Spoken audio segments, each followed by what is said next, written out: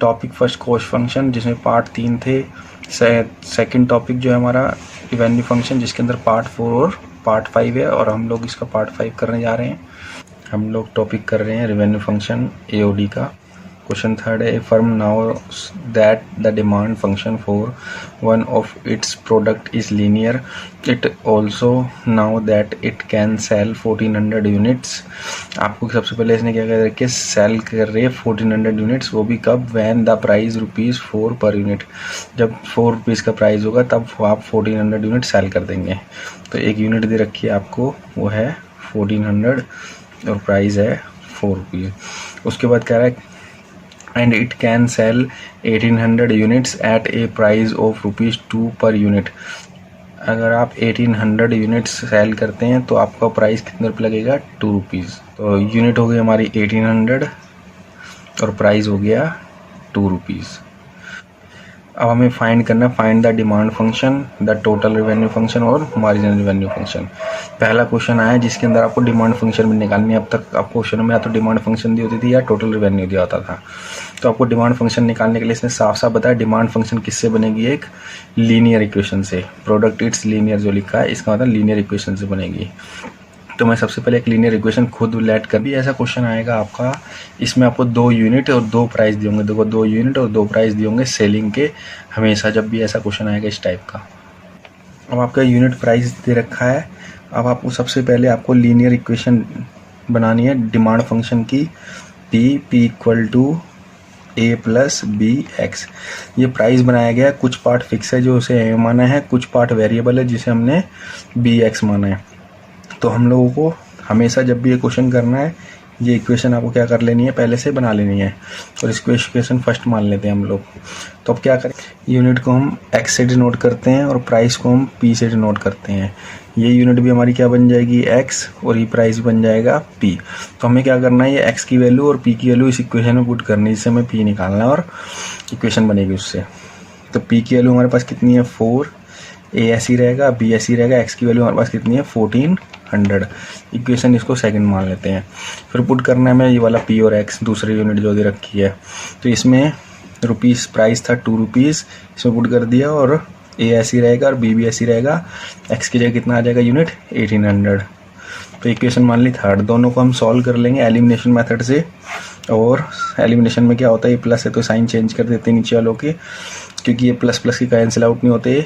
तो ये plus minus के हो गए साइन चेंज करने से, ये कैंसिल आउट हो गया।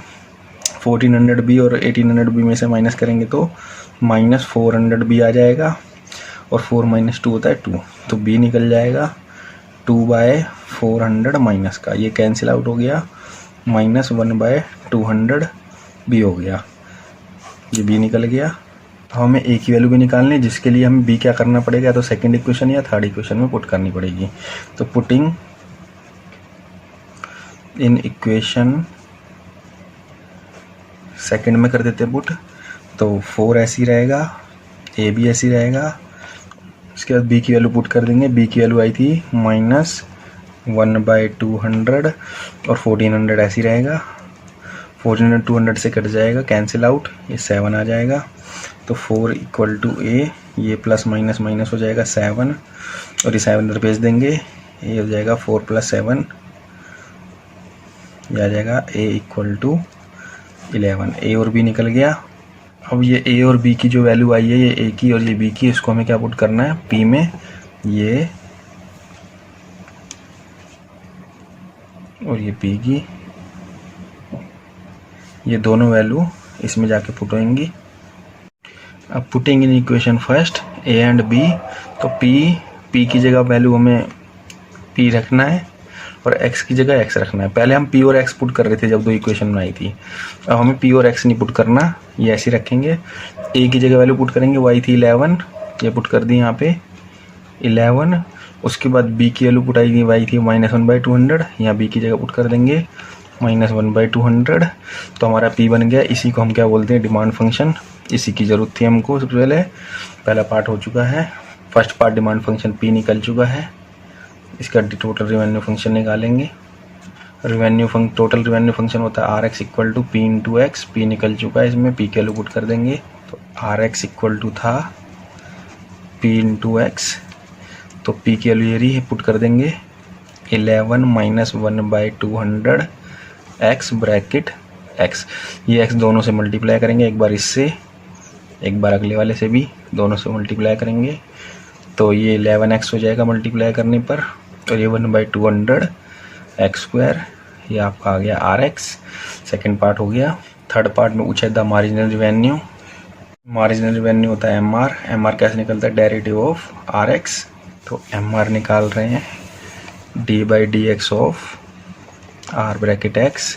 इसके अंदर MR निकालने के लिए d/dx, RX के लिए पुट कर देंगे आई टिप पर 11x माइनस 1/200 एक्स स्क्वायर। इसका डेरिवेटिव कर लेंगे, डेरिवेटिव करने पे 11x का डेरिवेटिव 1 माइनस 1/200 ऐसी रहेगा, कांस्टेंट है। एक्स स्क्वायर का डेरिवेटिव 2x, 2 से 200 कैंसिल आउट, 100 जो बच गया वो हमारा आंसर आ जाएगा। MR बच गया 11 minus x/100। MR equal to हो गया 11, 1 इंटू 11 11 हो गया, 1 इंटू x आ गया, 100 ऐसे ही आ जाएगा सेम, 11 माइनस x/100 MR आ गया। तीनों पार्ट हो गए। Question number 4, the demand function for a particular commodity is y equal to 15 e की power minus x/3 for x की वैल्यू जो है वो 0 के बराबर या उससे बड़ी है, और x की वैल्यू 8 के इक्वल है और उससे कम है। Where y is the price per unit, x is the number of unit demanded, determine the price and quantity, price और क्वांटिटी फाइंड करना है, which the total revenue is maximum, और टोटल रेवेन्यू को मैक्सिमम भी करना है। तो सबसे पहले हमें टोटल रेवेन्यू निकालना पड़ेगा, जिसमें हमें डिमांड दिया हुआ है, P की जगह Y दिया हुआ है इस बार नाम। तो RX होता है टोटल रेवेन्यू, वो होता है P इंटू एक्स। इस बार P ना दे करके क्या दे दिया, Y, नाम बदल दिया डिमांड का। उसके बाद Y की वैल्यू हमें तो क्वेश्चन में दे रखी है, वो है 15e minus x/3 into x. ये RX बन गया हमारा। अब इसको हमें क्या करना है, मैक्सिमम करना है। मैक्सिमम करने के लिए क्या करते हैं, 2 बार derivative. Total revenue is maximum को 2 बार डेरिवेटिव करना पड़ेगा। पहले डेरिवेटिव में 0 के इक्वल, उससे फाइंड होगी यूनिट की x की वैल्यू, जो जैसे 0 के इक्वल करेंगे। फिर डबल डेरिवेटिव करना है रेवेन्यू का, आंसर माइनस आएगा जो 0 से छोटा होता है, तभी हमारा क्या हो जाएगा, टोटल रेवेन्यू मैक्सिमम हो जाएगा 0 से छोटा होता ही। रेवेन्यू को मैक्सिमम करने के लिए क्या कर रहे हैं, पहला डेरिवेटिव d/dx ऑफ RX। तो डेरिवेटिव करना है इसका पार्ट का 15e minus x/3 into x. तो जब इसका डेरिवेटिव करेंगे तो प्रोडक्ट रूल यूज होगा, by using product rule. Product rule में क्या होता है, d/dx ऑफ फर्स्ट पार्ट का डेरिवेटिव होगा और x सेम लिखेंगे, फिर आता है प्लस बीच में, फिर फर्स्ट के बाद सेकंड वाले का डेरिवेटिव होगा x पार्ट का, फिर फर्स्ट वाला सेम लिखा जाएगा। यही होता था। डेरिवेटिव कर लेते हैं इस पार्ट का। हमने ये करके दिखाया d/dx ऑफ e की पावर माइनस 1x के साथ बटे में 3, तो ये माइनस 1/3x के साथ है, तो माइनस 1/3 कहाँ जाएगा, आगे मल्टीप्लाई में, और e की पावर माइनस x/3 ऐसे ही रहेगा। तो इसका डेरिवेटिव ये हो गया। तो यहाँ 15 e की पावर माइनस x/3 का डेरिवेटिव ये आ जाएगा, मल्टीप्लाई माइनस 1/3 e की power minus x/3, x same रहेगा मल्टीप्लाई में, प्लस x का डेरिवेटिव क्या होता है 1 इंटू 15, ये सेम टू सेम आ जाएगा 15 e की पावर माइनस x/3। अब इसमें से कुछ कॉमन आ रहा है वो निकाल देंगे। कॉमन आ रहा है 15 भी आ रहा है, e की पावर माइनस x/3 भी दोनों में आ रहा है। 15 और e की पावर माइनस x/3 दोनों में आ रहा है, सर्कल कर रखा है, ये निकाल दिया। इधर से जो बचा माइनस 1/3x बचा, उधर से सिर्फ क्या बचा 1 बचा। तो पहला डेरिवेटिव आ चुका है, जिसको किसके इक्वल करना है, 0 के इक्वल। इस वाले पूरे प्रोडक्ट को 0 से डिवाइड कर देंगे, खत्म हो जाएगा, इससे x निकल जाएगा हमारा। तो 0 डिवाइड में 15 e की power minus x/3 equal to, इसका एलसीएम ले लो, माइनस x प्लस 3/3, और ये डिवाइड्स करेंगे तो 0 आ जाएगा। इसको इससे मल्टीप्लाई कर देंगे क्रॉस में, ये भी जाके 0 बन जाएगा। 0 into 3 equal to minus x plus 3, इससे आप क्या करेंगे 0, इससे x निकल जाएगा, और ये x इधर भेज देंगे, प्लस का हो जाएगा, तो x प्लस का और इक्वल टू 3 रहेगा, तो x की वैल्यू आ गई 3। अब हम सेकंड ऑर्डर डेरिवेटिव करेंगे। फर्स्ट ऑर्डर 0 के इक्वल करके x निकाल चुके हैं, तो d² dx² RX किसका करेंगे, जीरो वाले के सामने इसका भी प्रोडक्ट रूल लगेगा।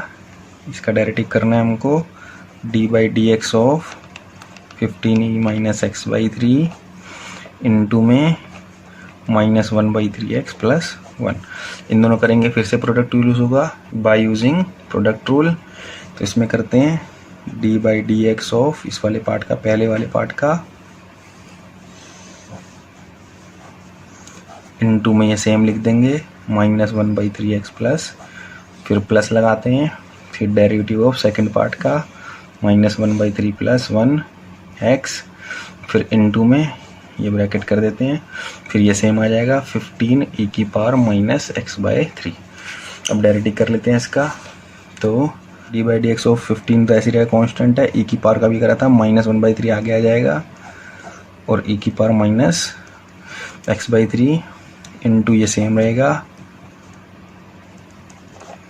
प्लस 1/3 माइनस का ऐसे ही रहेगा, x का डेरिवेटिव 1 हो गया और 1 का 0, 1 लिखने की जरूरत नहीं होती, इंटू 15e की power minus x by 3 same ऐसे रहेगा।